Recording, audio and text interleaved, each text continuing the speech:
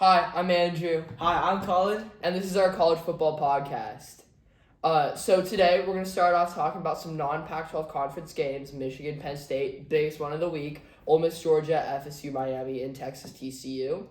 We're going to move down to top four plus dark horse plus overall CFP rankings.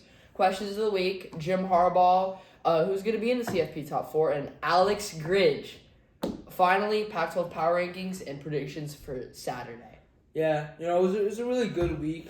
A lot of exciting matchups, some top 10, some ranked, a lot of fun games. Not too many upsets, but it was still a great week, and I think that we'll have a lot of fun discussing it today. Right. So to start off, Michigan, Penn State, big game of the week. Ooh, so How good is Michigan? they're a legit team. They did it without Jim Harbaugh. But the thing is, I don't know how good their passing attack is. The leading passer in the game had 70 passing yards. Yeah, and we've seen this from Penn State before. They kept it on the ground, but this is Michigan's strategy, right? They have lights out defense, top 5 in the country probably, legit defense. So they're saying, well, we'll just keep it on the ground. We don't need to pass. We'll just keep on the ground, play it safe, and that's what they've been doing. And they're 10-0 for a reason. Great team, Right. And Penn State. It's so tough for them being in the Big Ten East with Michigan, Ohio State every year. I think if they were in any other conference, like the Big 12, they might be undefeated right now. They're Right. a legit team, but that's how it ends up. And I think Michigan absolutely excellent defense. Oh, yeah. I think Penn State has quarterback, for as good as their program is, quarterback struggles very prevalent, especially against Penn State, Oklahoma.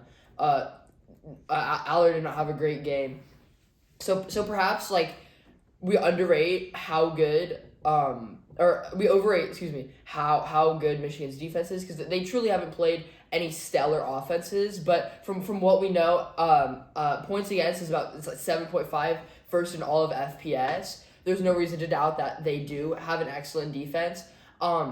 J.J. McCarthy, very solid quarterback. Not Heisman, not Michael Penix, Caleb Williams, Bo Nix level, but still very solid. Blake Corum, beautiful on the ground, tore up Penn State. Yeah. Michigan totally deserving of playoff appearance thus far. This is my thing about J.J. McCarthy.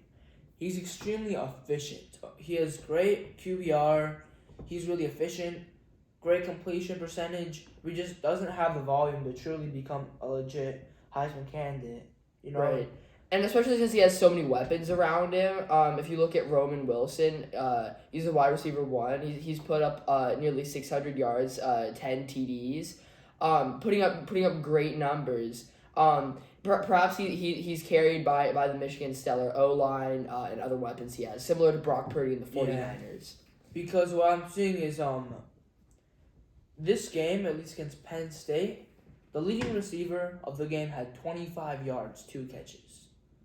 So they really kept the ball on the ground. So can Michigan really throw the ball when they're going to need to against a team that's going to be able to put up a decent amount of points on their offense? I don't know. Right. Well, you know what? We'll see. Penn State definitely out of the playoff picture now. There's no way. There's really 8 teams left. Yeah, we'll touch on this later, but probably eight contenders. Four really strong, but 8 contenders. Mm-hmm. Moving on, Ole Miss, Georgia. I think this game puts Georgia at the clear number 1. Ole Miss, very strong team, beat LSU. But Georgia killed them. I mean, destroyed. It wasn't even close. Yeah. From they stayed kind of close in the first half, but then they just pulled away. That was a complete beatdown for Georgia, and this really shows they are the best team in the country. Right. And if I had to choose who's going to make a three-peat, it's going to be them. Right, and I think if you're up, if the score is 40-something to 10-something, I mean, at some point the other team stops trying to put in their subs. So perhaps the 52-17 final score is a little inflated, and most of the time a performance like that does not happen. Yeah. However, still a very strong Ole Miss team, Jackson Dart. And Carson Beck, he had a good game. 2 touchdowns, 1 interception, 306 yards. And that's kind of what they need from him because they need him to be a legit quarterback. And he against a good team, he was able to do well. So, good. Right. Moving on to FSU Miami.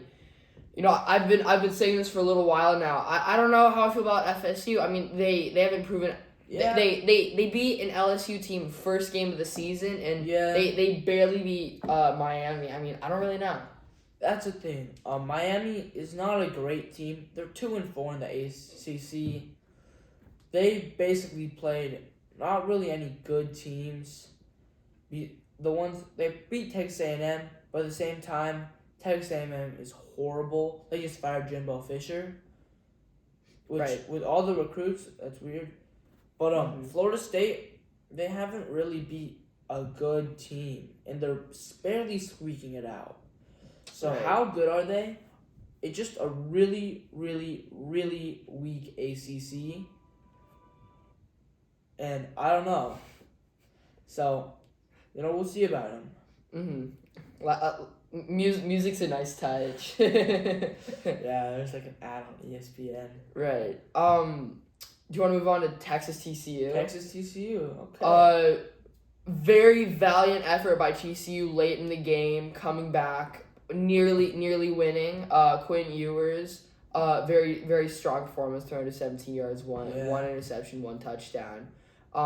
Brooks running back. Again, another great game. Texas's running game's really special. Oh, yeah. Texas, Oklahoma State, and Oregon State all have some of the best running games in all of Power 5 football. Very impressive what they're all doing. Oh, yeah. But this begs the question: Is Texas truly a contender for the CFP playoff? Yes, because if they win out, I think they have a shot.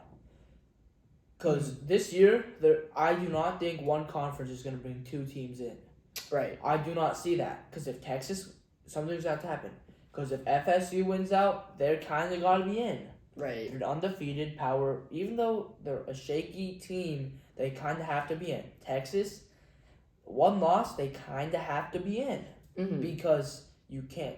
So I think Michigan and Ohio State, only one of them can be in. I think that Oregon, Washington, only one of them is going to have to be in.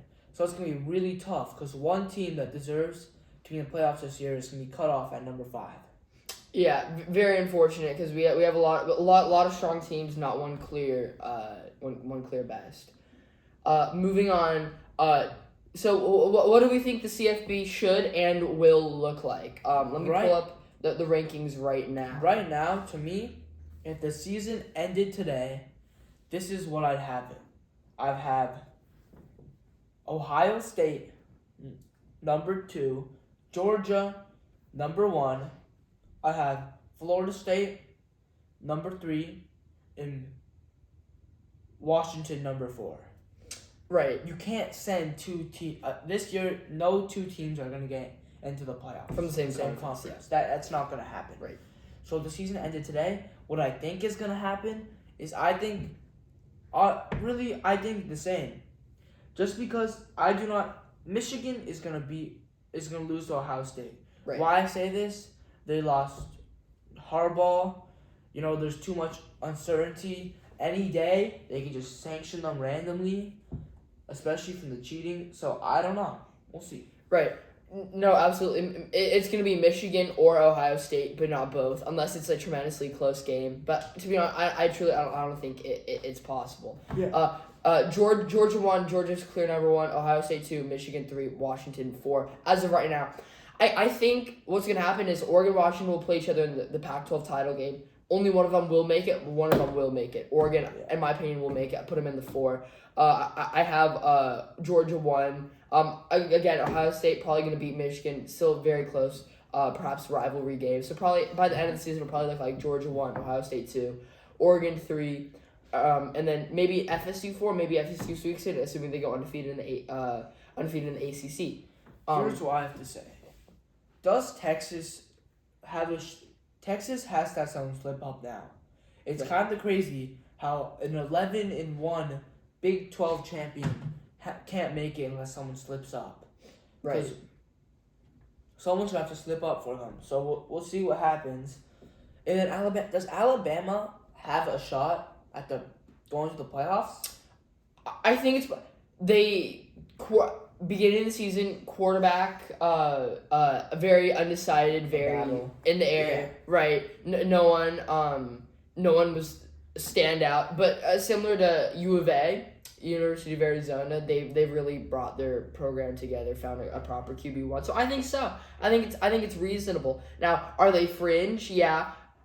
If they win out, if they win the rest of their games, will they automatically make it? No, but it's still possible if they win the conference title. What would happen if Alabama beat Georgia in the SEC championship? Do you really take out a Georgia team that is 12-1, or you can't really take both if you have an Ohio State team that's undefeated and wins the Big Ten, a Florida State team that's undefeated and wins SEC, and a Washington team that is undefeated and wins the Pac-12. But at the same time, it's pretty hard to snub Georgia for only one loss in a championship game. So I don't know what they're gonna do. Yeah, not a clear answer, but is Alabama really gonna be Georgia? As of right now, it's hard for me to say so. Statistically, they're not great. I mean, their passing attack is very average. Their rushing attack is very average. Their defense is around 20th in the country. They're a good, solid team, but they don't have the star power. They don't have the ability of some of the teams in last year. They don't have that type of flair. Yeah, Milroe putting up 230 yards against a 6-4 Kentucky team. They're averaging 230 passing yards a game, about 160 rushing. Their offense isn't putting up crazy numbers, and their defense is just okay. I would say that their defense is pretty good. They're good, but they're not. They're not outstanding. Right. They're not going to be able to carry that lackluster offense. Mm-hmm. Right. So I think it's possible, but even if it went over Georgia, it's unlikely. All right. Moving on. Questions of the week. New segment. Ooh. All right. Do you think Jim Harbaugh should be penalized? Yes, I think that they should give him a postseason ban and remove some scholarships, as well as give Jim Harbaugh a ban for, obviously they give it for the rest of the season, but maybe even more. Here's why. They blatantly cheated. If they're found guilty for stealing signs, blatantly cheating the game.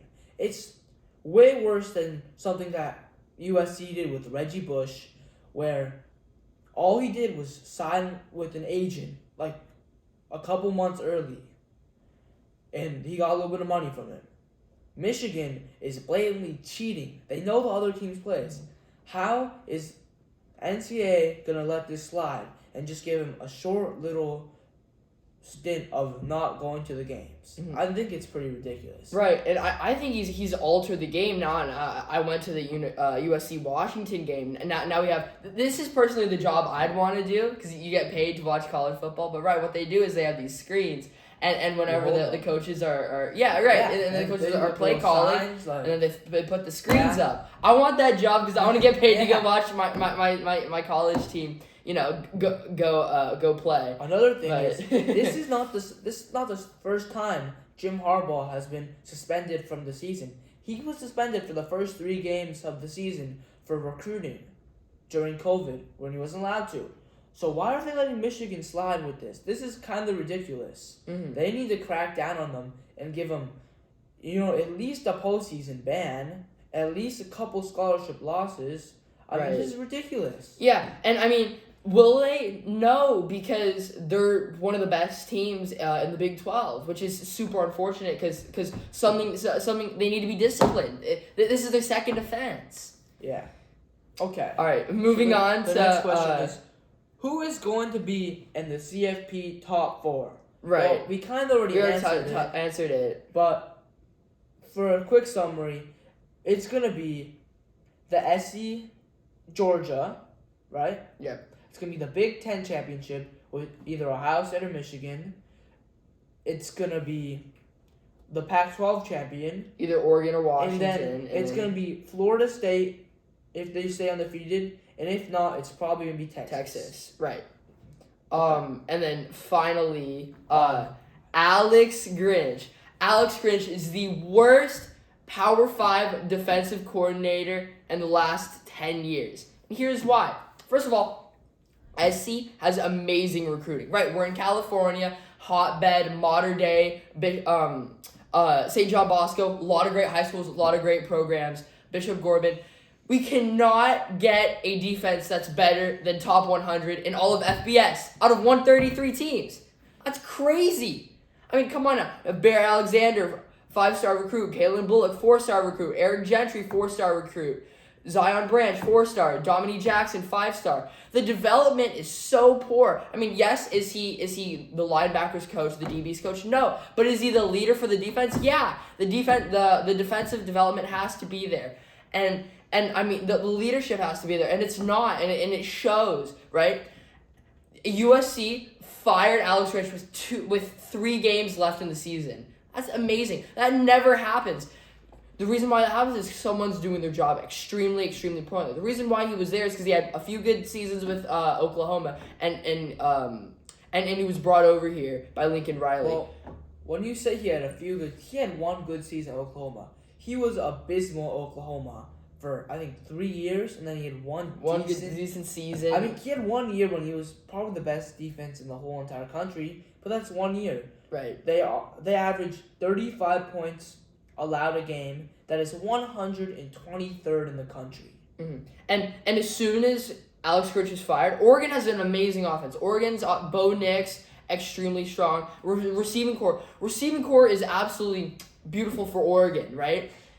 Because we cannot. First of all, the development's poor because we cannot tackle. This is a problem that stems back to the COVID years since Clay Helton. But USC is like bottom 5% in all of FBS. I think there are only a few teams worse in terms of tackles and missed tackles. But even with that, the run defense was actually solid. You know why? Because Alex Grinch was gone. Exactly. And 2 interim guys were running the show. Sorry, voice cracked. 1 week. Yeah. What? We've had 1 week, no Alex Grinch. Boom. Defensive improvement. Why? Because Alex Grinch is horrible. He has all this talent, all these resources. This program's amazing. He's holding us back. I'm so glad he's gone. Right. All right. Pac-12 power rankings. We'll breeze by these. Oregon 1. It's basically the USC same. 3. Basically the same. Yeah, it's kind of the same. You can't really knock USC. They lost to Oregon and Washington. They're clearly the top 2. Arizona, another strong week. Utah, they lost to Washington. You can't bump them down too much. Mm-hmm. You know, we got Oregon State. UCLA. They're at 7. Maybe we'll bring them down. They lost to ASU. That's not a good look. And yeah, you know, Washington State, they're a decent team, but they'll never be great. No, Cam Ward's a little. Cam Ward was in the conversation originally as one of the best quarterbacks in Pac-12. He's not anymore. Not. They lost to Cal. Cal's a decent team. Yeah, Cal's solid. You know, Colorado.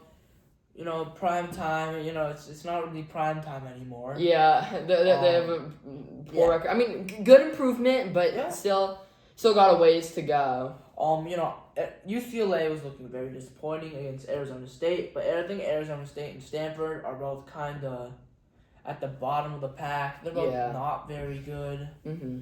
Yeah, no one's what it is. Yeah, you know, all right. We'll see. And then predictions for next week. We'll also run by these quickly, except for we'll do two super dogs, two underdogs who could at least cover the spread, if not win outright. So the first game I want to look at for the prediction is going to be Utah versus Arizona. Right. Very, very closely ranked teams. Very good. I don't think Arizona's actually favored in this game, but you know what? For one of my two upsets, give me Arizona. Utah, coming off the loss, morale's down. Arizona, they're ranked 21, but still a little bit of an underrated team. Gonna be a shootout. Gonna be a very good game. But let me have Arizona. I completely agree. The Utah's passing attack is way too shaky. The running game isn't even that great. I'm gonna go with Arizona. And then one other dark horse underdog that I have. Clemson, North Carolina at Clemson. FSU struggled at Clemson. Notre Dame struggled at Clemson. The home atmosphere, it's probably gonna be too much, especially North barely beating Duke. I mean, Duke's a strong team, but I just don't see it. I think Clemson's gonna take the W in that game. I think my dark horse is going to be Houston versus Oklahoma State. It seems Oklahoma State got killed by UCF. I mean, destroyed. And I think they're going to continue. You know, Houston's a streaky team. They come up for big games. They almost beat Texas. And I think that Houston is going to upset Oklahoma State. And I think one final prediction just to wrap up the segment: Washington, Oregon State. What's that game gonna look like? Ooh, that's a big game. I think Oregon State is a legit team. They got Martinez at running back. They can kind of pound the rock. They're 8-2, and I don't think Oregon State's gonna win.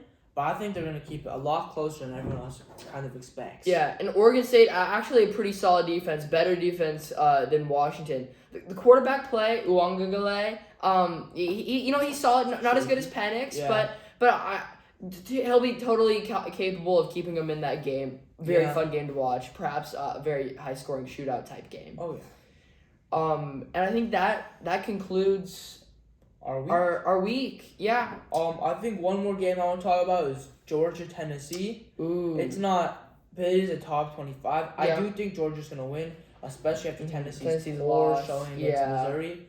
But I just think that's one more thing that if Tennessee pulls it off, that's gonna be horrible for Georgia's playoff. Yeah.